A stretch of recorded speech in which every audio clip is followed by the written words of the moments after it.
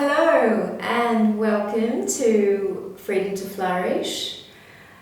This is the series where I talk about some preliminary concepts in self-mastery, spiritual mastery as applied to householders and for people in daily life to start thinking about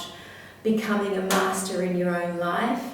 moving from victim to co-creator, and actually taking responsibility for the trajectory of your life. And there's an evolutionary trajectory of our lives if we're in fact awake, if we're in fact moving into higher consciousness, if we're healing our biases and we're expanding into more awareness. There's a way of evolving ourselves and our lives, a way of evolving our relationships, and a way of moving into deeper and deeper fulfillment.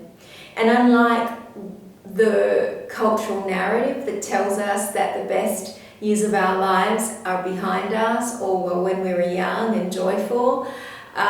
spiritual work actually tells us the opposite. It kind of shows us that the more conscious we become, the more we invest in things that heighten our awareness and that are deeply fulfilling, the more we build our life on the foundation of love,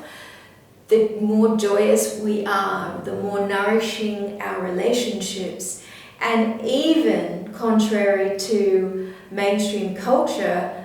our health should actually get better as well, our physical vitality and energy. This narrative of the body depleting as over age is a very reductionist narrative that, we have this machine for a certain number of years in our life and we just have to make the most of it while we have it. But the spiritual narrative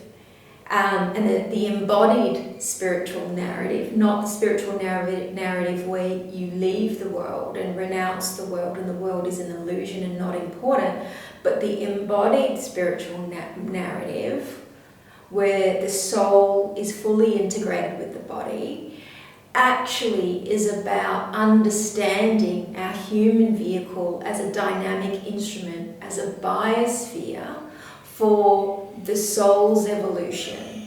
and for our spiritual evolution here on earth, for our cultural evolution,